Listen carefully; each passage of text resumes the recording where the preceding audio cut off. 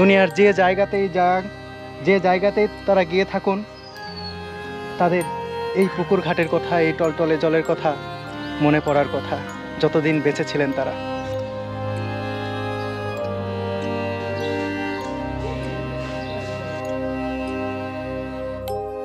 শ্বশুর শাশুড়ির বিটি অনেক ভালো লাগে, এখান থেকে মাটি হয়ে যাইতে পারি এই শ্মশানে।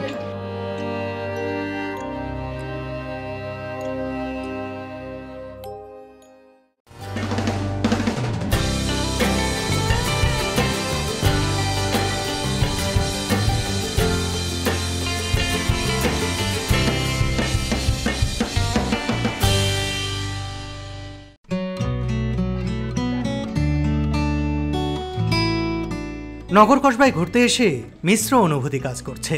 সুলতানি ও মোগল আমলের এত এত ভবন দেখে একদিকে আমি যেমন রীতিমতো অভিভূত, অন্যদিকে এই নগরীর অতীত জৌলুসের বিলুপ্তি আর সংরক্ষণহীনতার বিষয়টি আমাকে ব্যথিত করেছে। সত্যি কথা বলতে এখানে যে এতগুলো ভবন রয়েছে তা আমি কল্পনাও করিনি। ভেবেছিলাম একটি ভিডিওতেই নগর কসবার পূর্ণাঙ্গ চিত্র তুলে ধরব, কিন্তু এর পরিসর বড় হওয়ায় বাধ্য হয়েই 2 পর্বের পরিকল্পনা করতে হয় আমাকে। বন্ধুরা, দ্বিতীয় ও শেষ পর্বের শুরুতেই আমরা যাব রামভক্ত পোদ্দারের বাড়িতে। এই বাড়িটির প্রবেশদ্বারে এসে এর পরিসর ও সুপ্রাচীন অবকাঠামো দেখে অবাক হয়ে গেলাম। আসলে এই বাড়িগুলোতে যখন ঢুকছি একেবারে অন্যরকম এক অনুভূতি কাজ করছে, যে মনে হচ্ছে যে সেই পুরাতন আমলে ফিরে গেছি, সেই পুরাতন দিনগুলোতে ফিরে গেছি, সেই রকম একটি জায়গায় এসেছি যেখানে একেবারে সেই রকম বাড়ি ঘর সব কিছু। দেখুন কি পুরাতন বাড়ি। এসব জায়গায় যখন আপনি আসবেন তখন কিন্তু আপনিও যেন সেই কালের পেছনের দিকে ফিরে যাবেন, যে মনে হয় যে সেই সময় আপনি চলে গেছেন। এইরকম বাড়ি ঘর যখন একটার পর একটা আপনার চোখের ভাসবে তখন কিন্তু আপনার সেই অনুভূতিটিই কাজ করবে। দেখুন কত বড় বড় স্থাপনা, কত পুরাতন স্থাপনা এখন এভাবে এখানে রয়ে গেছে।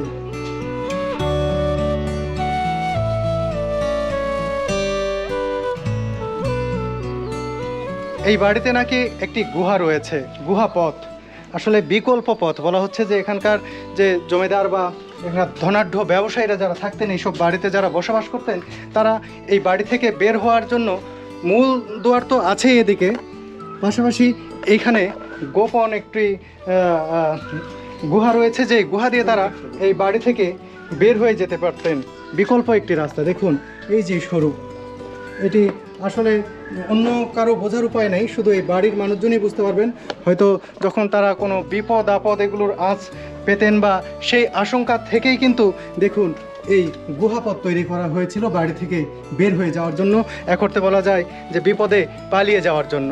আর আমি আগেই বলেছি যে প্রত্যেকটি বাড়িরই বেশ কয়েকটি করে গেট রয়েছে।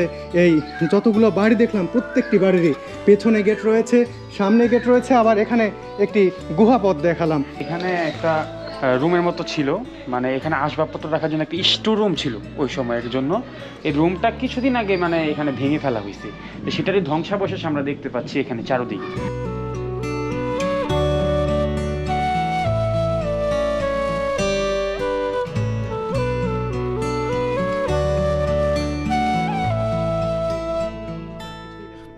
এখানকার যে বিষয়টি আমাকে মুগ্ধ করেছে বা আমার ভালো লেগেছে সেটি হচ্ছে যে এখানকার সিঁড়িগুলো এঁকে মেঁকে বিভিন্ন সিঁড়ি উঠে গেছে বিভিন্ন ভবনে। দেখুন যে এই বাড়ির ছোট্ট একটি সিঁড়ি, খুবই বিপজ্জনক বলা হচ্ছে, সাপটাপও থাকতে পারে। দেখুন তারপর আমি ওঠার লোভ সামলাতে পারছি না, এসব দেখলে আমার ইচ্ছে করে যে কোথায় গেছে একটু দেখি। দেখছেন কি সুন্দর এঁকে মেঁকে উঠে গেছে, এরপরে বন্ধ করে দেওয়া হয়েছে, আর যাওয়ার উপায় নেই। দেখুন কি সরু সিঁড়ি। আসলে বড় বড় সিঁড়ি যেমন রয়েছে এরকম বিভিন্ন ভবনের খাঁজে খাঁজে এরকম করে কিন্তু বিভিন্ন ধরনের সিঁড়ি তৈরি করা হয়েছে, যে সিঁড়িগুলো এঁকে মেঁকে উপরে উঠে গেছে। আপনি আসলে আপনারও এখানে উঠে যেতে ইচ্ছা করবে।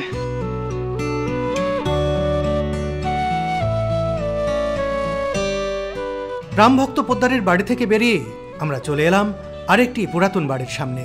এই বাড়িটি পুরাতন হলেও পুরাতন মালিকের নাম মুছে দিয়ে গেটে বর্তমান মালিকের নাম লেখা হয়েছে। এখানে একটি বাড়ি দেখতে পাচ্ছি যে এখানে লেখা রয়েছে নগর কসবা 1363 এবং বাড়ির মালিকের নাম লেখা রয়েছে হাজী আব্দুল হামিদ ব্যাপারী।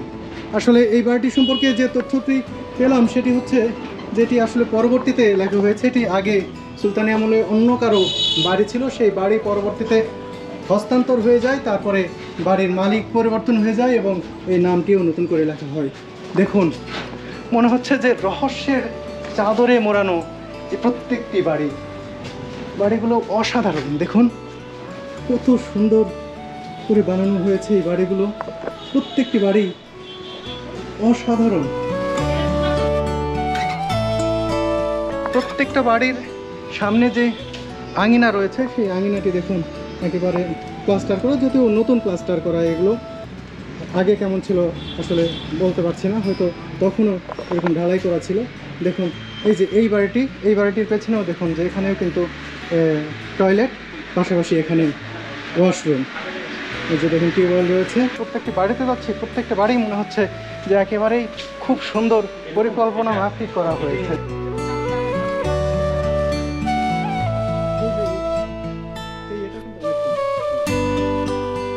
পাশাপাশি অনেকগুলো বাড়ি, একটি দেখে আরেকটি দেখার জন্য ছুটে বেড়াচ্ছি। কি যেন এক অদ্ভুত নেশার ঘোর কাজ করছে আমার।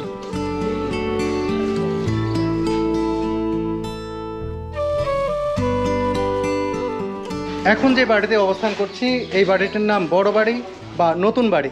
বলা হয় যে এখানে যে বাড়িগুলো তৈরি করা হয়েছিল সব শেষের দিকে এই বাড়িটি তৈরি করা হয়, সে কারণে এই বাড়িটি এখনও কিছুটা নতুনের মতো রয়েছে, এজন্য এই বাড়িটিকে নাকি নতুন বাড়ি বলা হয়। এই বাড়ির নকশাগুলো দেখুন, উপরে জানলাগুলো, দরজাগুলো, এই যে বিশেষ করে জানালাগুলো রূপলাল হাউসে, যে ঢাকা পুরান ঢাকায় যে রূপলাল হাউস রয়েছে সেই রূপলাল হাউসের মতো কিছুটা এই জানালাগুলো।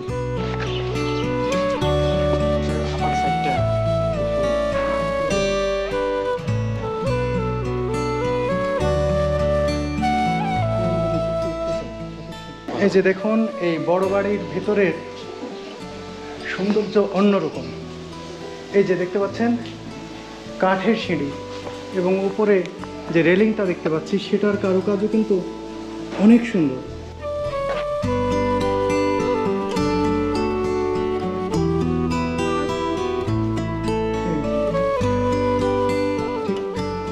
নিচের দিকে ইট সিমেন্টের, তারপরে হচ্ছে কাঠের সিঁড়ি। দেখুন অসাধারণ একটি সিঁড়ি।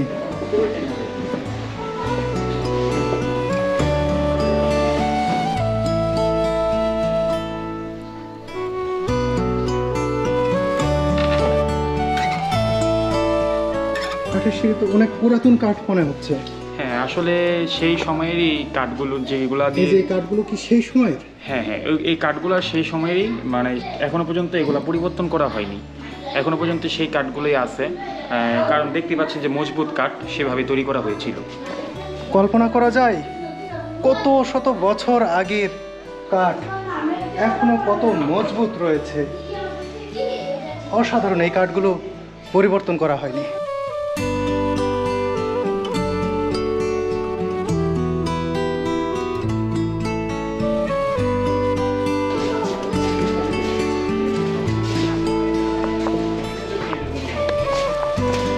এই বাড়িটি নাকি অনেক বড়, আর সে কারণেও নাকি এই বাড়ির নাম বড় বাড়ি। দেখি বাড়িটি কত বড়, সে কারণে এই বাড়ির পেছন দিকে যাচ্ছি, যে তাহলে হয়তো অনুমান করতে পারবো যে আসলে এটি কত বড়।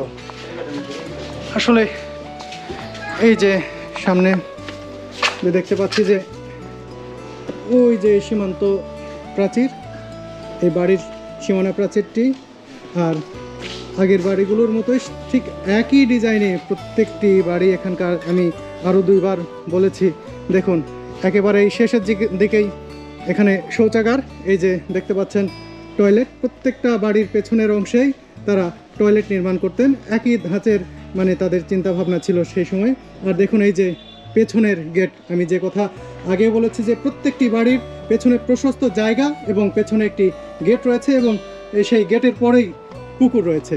এই যে দেখুন গেটের পরে আমরা একটি বাগান দেখতে পাচ্ছি, সুন্দর বাগান। এই যে কাঁঠাল দেখতে পাচ্ছি, এখানে আম গাছ রয়েছে, আর এই বাগানের পরেই আমরা একটি পুকুর দেখতে পাচ্ছি। পুকুরে দুইটি ঘাট আমরা দেখতে পাচ্ছি, এই যে একটি ঘাট আর এখানে একটি ঘাট। আসলে এরকম জায়গায় যদি আপনি এসে কয়েকদিন থাকেন, আপনার মন মানসিকতা একেবারে অন্যরকম ফুরফুরে হয়ে যাবে। গ্রামের পরিবেশ, আর দেখুন না কি সুন্দর টলটলে জলের পুকুর। আমার তো মনে হচ্ছে যে এখনই এখানে নেমে গোসল করে ফেলি। আহ, কি সুন্দর পুকুর আর কি সুন্দর ঘাট। এবং দেখুন এখানে কিন্তু একজন অজু করছেন নামাজ পড়বেন বলে। আর দেখুন এই যে দুইটি ঘাট, একটি ঘাট আর ওই যে একটি ঘাট। একটি কথা এখানে প্রচলিত রয়েছে যে দুই ঘাটে দুই ধরনের মানুষ, অর্থাৎ একটি ঘাটে পুরুষরা গোসল করতেন, আরেকটি ঘাটে নারীরা গোসল করতেন। আসলে এটি কতটা সত্য? আসলে আমরা তো ওই সময় দেখিনি, কিন্তু লোকমুখে প্রচলিত যে ধরনের কথা শুনি যে এই বাড়িতে যারা জমিদার বংশের ছিল তারা এখানে তারা স্নান করার জন্যই পুকুরটি নির্মাণ করেন। দেখতে পাচ্ছেন যে পুকুরের দুটি ঘাটও রয়েছে এই মুহূর্তে। তো আগের কথা বলতে পারি, কিন্তু বর্তমানে যে পুকুরটাতে দাঁড়িয়ে আছি সেখানে মহিলারা গোসল করে, এবং তার পাশে যে পুকুরটি, সে পাশে যে ঘাটটি দেখতে পাচ্ছি সেখানে পুরুষরা গোসল করে। আগের দিনেও কি এরকম হতো? যতটুকু শুনেছি যে আগের দিনে এরকম হতো।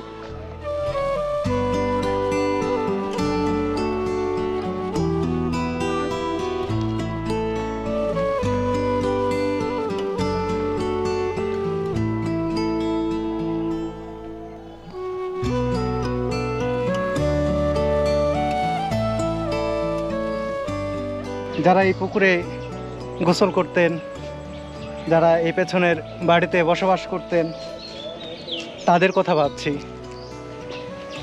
আসলে এসব দেখলে কিন্তু আরেকটি বিষয় উপলব্ধি হয় যে কোনো কিছুই পৃথিবীতে স্থায়ী নয়। যেমন এই ঘরবাড়ি, তেমন মানুষের জীবনও। আজ আছি, কাল নেই। যারা এখানে এত টাকা পয়সা খরচ করে, এত যত্ন করে, দেখুন এত সুন্দর পুকুর ঘাট বাড়িঘর করেছেন, কতদিন আগে তারা এই দুনিয়া ছেড়ে চলে গেছেন। তারা কি জানতেন যে এরপরে এই বাড়িগুলোর, এই পুকুর ঘাটের কী অবস্থা হবে, বা এতদিন টিকে থাকবে নাকি তারও বেশি সময় টিকে থাকবে? সেই সব মানুষের চিন্তাভাবনা কী ছিল জানি না, তবে এসব দেখলে এই বিষয়গুলো আমাকে খুব ভাবায়, খুব আবেগতাড়িত করে। যে অনেকে তো আছেন যে এখানে এই বাড়িঘর করেছেন, তারপরে এই পুকুর ঘাট সব কিছু করে, সব কিছু ফেলে রেখে আবার ছেড়ে ছুড়ে চলেও গেছেন। তাদের কষ্টটা আমার কাছে আবার অন্যরকম কষ্ট মনে হয়, যে তারা বেঁচে থাকা অবস্থাতেও কিন্তু এই বিষয়গুলো ভেবে হয়তো যেখানে দূরে গিয়ে থেকেছেন, এই সুন্দর এই টলটলে জলের পুকুরের কথা কে ভুলতে পারবেন? দুনিয়ার যে জায়গাতেই যাক, যে জায়গাতেই তারা গিয়ে থাকুন, তাদের এই পুকুর ঘাটের কথা, এই টলটলে জলের কথা মনে পড়ার কথা, যতদিন বেঁচে ছিলেন তারা।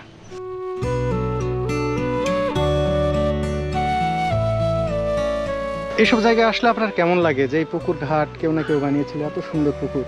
আসলে এখন আগে যেসব বাসাবাড়ি তৈরি করা হতো সেগুলো পরিবেশের সাথে একটা মিতালি রেখে বানানো হতো। বাড়ির পেছনে পুকুর ঘাট, সামনে জায়গা, মানে সব কিছু মিলে অসাধারণ একটা পরিবেশ। এবং বাড়ির ভেতরে যে ভেন্টিলেশন সিস্টেমগুলো ছিল, মানে খুব সাইন্টিফিক ওয়েতে সেগুলো বানানো ছিল, মানে স্বাস্থ্যকর সব কিছুর দিক থেকে। এখন যেমন আমরা যেখানে থাকি সেখানেই বাসার মধ্যেই টয়লেট থাকে, কিন্তু আগে তেমন ছিল না। আগে টয়লেটগুলো দূরে দূরে ছিল, সব কিছু স্বাস্থ্যসম্মত, মানে থাকার মতো বাঁচার মতো পরিবেশ এবং খুব সুন্দর।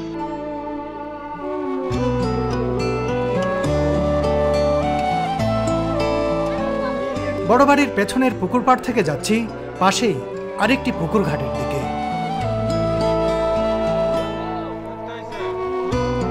এই পুকুরের চারপাড়ে চারটি শান বাঁধানো ঘাট রয়েছে। প্রত্যেকটি ঘাটই গোসলসহ দৈনন্দিন কাজে ব্যবহার করেন নগর কসবার মানুষেরা।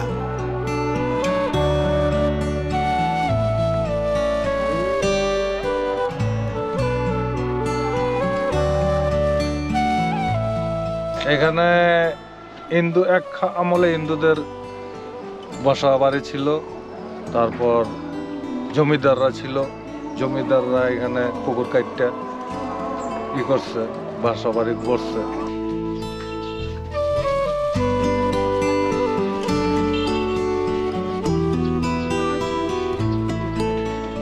আপনারা দেখতে পাচ্ছেন যে আমাদের এলাকার নগর কসবা এলাকার মন্দিরটি, এটা কিন্তু শুধু ধর্মচর্চার কেন্দ্র না, এটা ধর্মীয় উপাসনাও না শুধুমাত্র, এটা একটি সাংস্কৃতিক চর্চারও কেন্দ্র বটে। এটা তো দেখতে নতুন পাচ্ছেন- মনে হচ্ছে। হ্যাঁ, এটা 300 থেকে 350 বছর আগের কিন্তু নতুনভাবে এটা রিপেয়ার করা হয়েছে, এটা কিছু কনস্ট্রাকশনের কাজ করা হয়েছে, নিউভাবে এটাকে আপডেটেড করা হয়েছে, কিন্তু এটা কিন্তু 300 থেকে 350 বছর আগের মন্দির। এবং এই মন্দিরে প্রতিদিনই ভোগরাগ হয় এবং প্রতিদিনই কীর্তন থেকে শুরু করা বিভিন্ন প্রোগ্রাম ও ধর্মীয় প্রোগ্রামও হয়ে থাকে। মন্দিরে প্রবেশ করা যায় কোন দিক দিয়ে? মন্দিরের প্রবেশদ্বার এটা, কিন্তু এই মুহূর্তে বন্ধ আছে, কারণ সন্ধ্যাবেলা এটা খুলবে আর কি। এটি কি পুরাতন ভবন ছিল? এটা পুরাতন ভবন ছিল, এখান দিয়ে এটা নতুন করে নির্মাণ করা হয়েছে। এটি প্রায় 300 এখান দিয়ে থেকে দেখতে পারবেন যে 350 বছরের পুরাতন একটি মন্দির। কিন্তু আমার খুবই কষ্ট লাগলো, এত পুরাতন জ্ঞান চর্চারও নাকি জায়গা। আমার সাথে যিনি রয়েছেন আকাশদা, তিনি বললেন। কিন্তু আসলে পুরাতনকে ভেঙে নতুন করে যত চকচকে ঝকঝকেই হোক, আমার কষ্ট লাগে। আমার এটা ব্যক্তিগত মতামত। তবে দেখি ভিতরে পুরাতন কিছু দেখা যায় কিনা।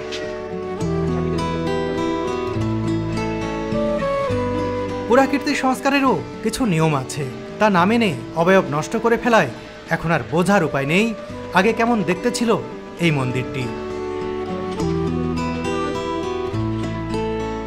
এই যে একটি বাড়ি দেখতে পাচ্ছি, অনেক পুরাতন মনে হচ্ছে। কত পুরাতন এই বাড়িটি? এটা ধারণা করা হয় থেকে 150 বছরের পুরানো হবে। এটা হচ্ছে নকরি পোদ্দার যিনি ছিল তিনি নির্মাণ করেছে। আর এখানে গোপালের উপরে মন্দির আছে, এখানে প্রতিদিন পূজা অর্চনা হয় আর কি।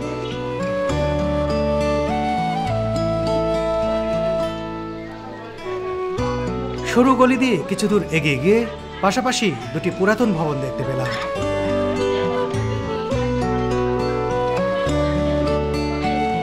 পুরাতন দুটি ভবনের মাঝখানে খুবই সরু আরেকটি গলিতে প্রবেশ করেই যেন থমকে গেলাম।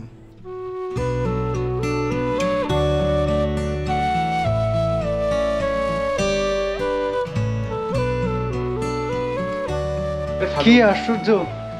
এখানে এসে মুন্সিগঞ্জেরই ঐতিহ্য, সেই পুরাতন আমলেও কাঠ ও টিন দিয়ে বাড়ি তৈরি করা হতো। এখানে কিন্তু পুরাতন যে বাড়িগুলো আমি এতক্ষণ দেখলাম, সেখানে কিন্তু কাঠ ও টিনের বাড়ির কোনো প্রশ্নই ওঠে না। এই বাড়িটি দেখুন, কাঠ ও টিন দিয়ে নির্মিত অনেক পুরাতন বাড়ি, আর এখানে কাঠের একটি সিঁড়িও রয়েছে।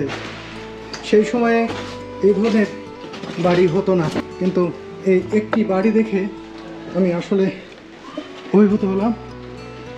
দেখুন, কাঠের পাটাতন, এখানে ওঠা ঠিক হবে না, আমাকে নিষেধ করা হয়েছে যে এর উপরে উঠলে ভেঙে যেতে পারে। আমার সাথে যিনি রয়েছেন আকাশদা, তিনি, কিন্তু আমি তারপরে এ পর্যন্ত উঠেছি, জানি না নামতে পারবো কিনা। অন্তত পা থেকে মনে হয় সরে যাচ্ছিল এই কাঠের যে সিঁড়ির যে কাঠের যে পাটাতন রয়েছে সেটি।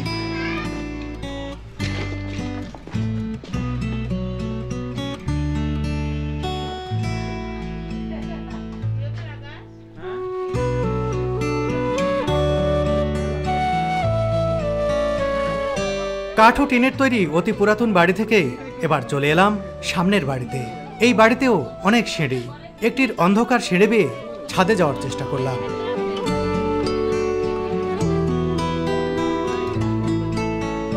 যে কক্ষের ভেতর দিয়ে ছাদের সিঁড়িতে যেতে হবে, সেই কক্ষে বিশ্রাম নিচ্ছিলেন এ বাড়ির এক বাসিন্দা। তাই তাকে বিরক্ত না করে পাশের ইউনিটের আরেকটি সিঁড়ি বেয়ে উঠতে থাকলাম ছাদে। সিঁড়িটা ঘুটঘুটে অন্ধকার। ছাদে উঠেই আশপাশ ভালো করে দেখে নিলাম আমি।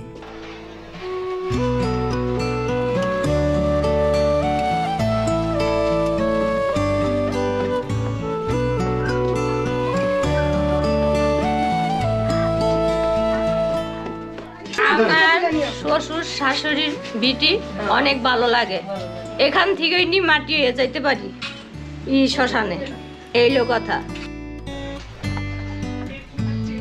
সুলতানি আমলের পরে মুঘল ও ঔপনিবেশিক আমলেও নগর কসবায় তৈরি করা হয় দৃষ্টিনন্দন ইমারত। হাঁটতে হাঁটতে চোখে পড়ল বড়সড় একটি গেট। এটিও এখানকার অন্যতম সুন্দর একটি বাড়ি।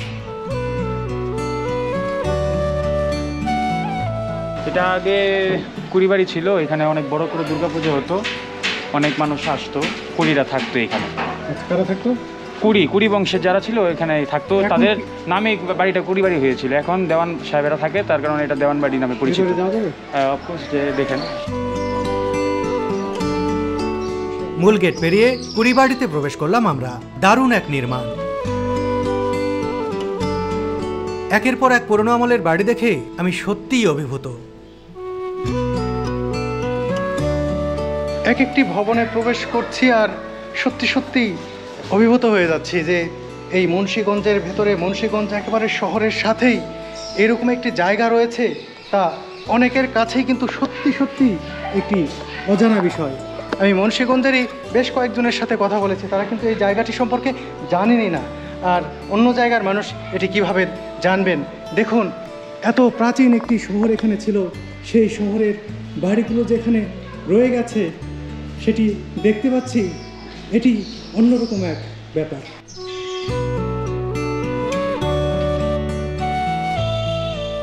এই যে দেখতে পাচ্ছি যে কাঠের দরজা, এটা কি সেই সময়ের কাঠ? হ্যাঁ, এটা সেই সময়। আশ্চর্য কথা, সেই কত শত বছর আগের কাঠ, সেই দরজা, বিশাল দরজা।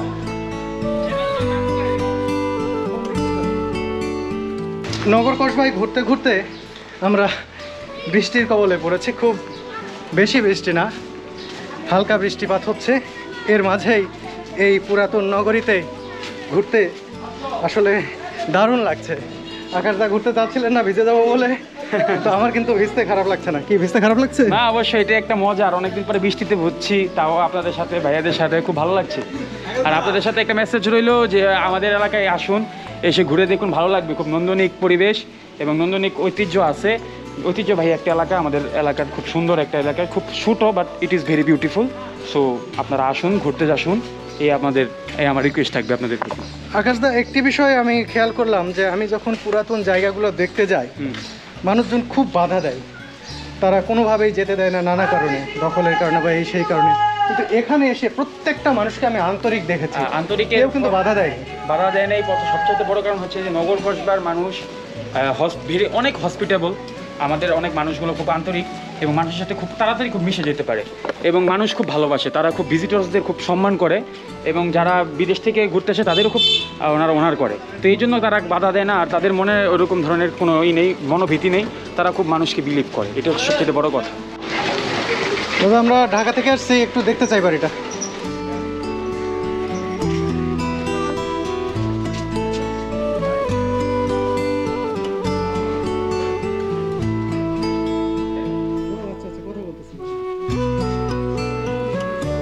আমরা দাঁড়িয়ে রয়েছি কালীবাড়িতে। আমার পেছনে দেখতে পাচ্ছেন সেই পুরাতন আমলের একটি স্থাপনা, এটি কালীবাড়ি নামে পরিচিত। এই কালীবাড়ির বর্তমান যিনি বাসিন্দা রয়েছেন তার সঙ্গে কথা বলছি। আপনার নাম? অপু পোদ্দার। জাস্ট আমাদের এটা স্থায়ী নিবাস, আমাদের বাপ দাদা 14 পুরুষেরই স্থায়ী নিবাস এটা। কতদিন ধরে আপনারা? আমাদের এই বাড়ির আয়ুষ্কাল বলতে গেলে প্রায় 250 থেকে 300 বছর হবে আয়ুষ্কাল। হয়তো এ বাড়ির থেকে আরও পুরানো বাড়ি আছে, সেটা হয়তো 300 বছরের ঊর্ধ্বে হবে। তবে আমাদের বাড়ির আয়ুষ্কাল, যেটা আমাদের বাবা বা এর ঊর্ধ্বতনে যারা পিতামহ আছে ওনাদের ভাষ্যমতে যতখানি বোঝা যায় 250 থেকে 300 বছরের ঊর্ধ্বে হবে এরকম। এত পুরাতন বাড়িতে থাকেন, কেমন লাগে? স্বাভাবিকভাবে আমরা গর্ববোধ করি, যেহেতু সবার ভাগ্যে জোটে না বাবা মার তৈরিকৃত বাড়ি বা আমাদের বয়োজ্যেষ্ঠ তাদের বাড়িতে থাকার মতো অনেকের হয়তো ভাগ্যে জোটে না। কিন্তু আমরা এই জন্য বলি যে আমরা প্রকৃত অর্থে ভাগ্যবান যে বাবা বা দাদার তৈরি বাড়িতে আমরা এখনো বসবাস করতে পারি।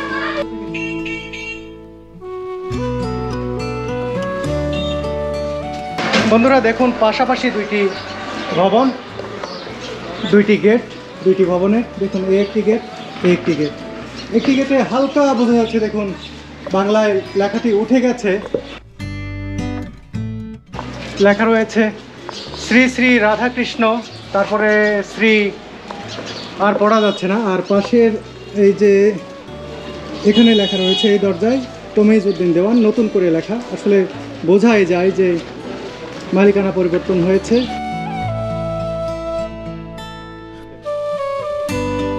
এটা অ্যাকচুয়ালি আগে পুরো সময়ে উপনিবেশিক আমলে ছিল রামপুরদারের বাড়ি, তা বর্তমানে হক সাহেবের বাড়ি হিসেবে পরিচিত।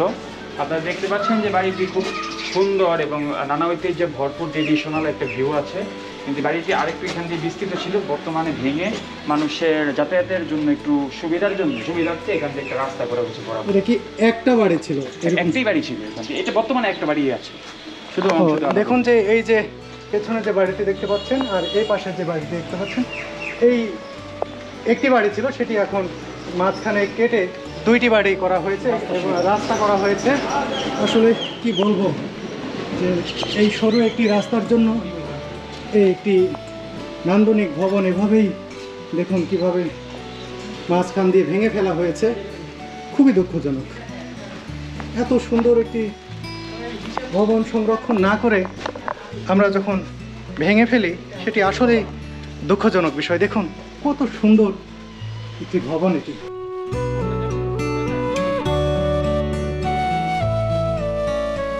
বন্ধুরা, প্রথম পর্বের শুরুতেই আমি আপনাদের লক্ষ্মীবাড়ি ঘুরে দেখিয়েছি। সেই বাড়ির পেছনের পুকুরটি আপনাদের দেখাতে চেয়েছিলাম। শেষ বিকেলে টিপটিপ বৃষ্টি মাথায় নিয়ে লক্ষ্মীবাড়ির ভেতর দিয়ে যাচ্ছি সেই পুকুর ঘাটে।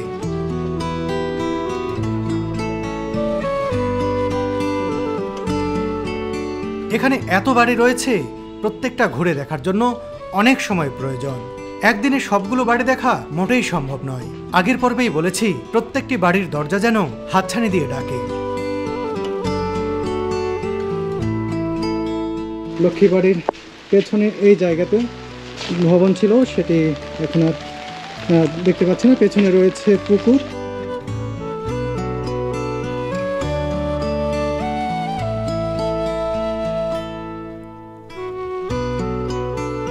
দেখুন কত সুন্দর একটি ঘাট, দুইটি ঘাট, তিনটি ঘাট দেখতে পাচ্ছি। এই যে একটি ঘাট, ওখানে একটি ঘাট আর এই একটি ঘাট। এই ঘাট কিন্তু এখনও বহুল ভাবিত। আমি আগেই বলেছি যে এই লক্ষ্মীবাড়িতে আমি প্রথম এসেছি, আসার পরে তখন দুপুর সময় ছিল, সেই সময় এখানে অনেক নারী এখানে কাপড় কাচ্ছিলেন, গোসল করছিলেন, সে কারণে কিন্তু এখানকার ছবি তুলতে আমি আসতে পারিনি।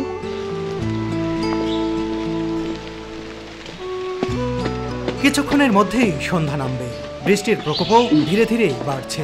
আর দেরি না করে এখনই রওনা দিতে হবে ঢাকার পথে।